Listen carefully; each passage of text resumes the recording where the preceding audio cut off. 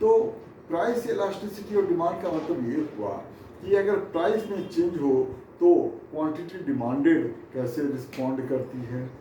Income elasticity, अगर consumer के income में चेंज हो तो डिमांड क्वांटिटी डिमांडेड कैसे रिस्पॉन्ड करती है। और अगर प्राइस ऑफ रिलेटेड गुड्स मतलब कॉम्प्लीमेंट्री गुड्स और सब्स्टिट्यूट गुड्स में अगर चेंज हो तो क्वांटिटी डिमांडेड कैसे रिस्पॉन्ड करती है। तो ये तीन टाइप की इलास्टिसिटी ऑफ डिमांड है।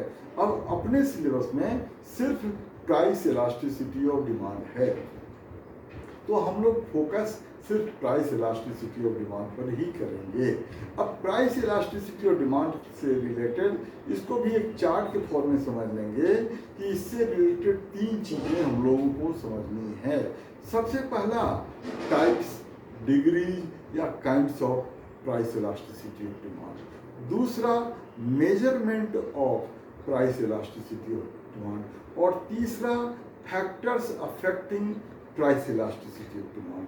तो सबसे पहले हम लोग ये समझते हैं कि काइंड्स, टाइप्स या degree of elasticity of demand कितनी होती हैं। तो ये 5 होते हैं। पहले को परफेक्टली इलास्टिक डिमांड कहते हैं। परफेक्टली इलास्टिक डिमांड का मतलब होता है when quantity demanded x axis पर दिखाते हैं और प्राइस को वाई एक्सिस पर दिखाते हैं डायग्राम में। तो व्हेन क्वांटिटी डिमांडेड एक्सपैंड्स और contracts to any extent without any change in price, तो demand for such commodity is called perfectly elastic. अब ये जो परफेक्टली इलास्टिक डिमांड है ये एक थ्योरेटिकल कॉन्सेप्ट है।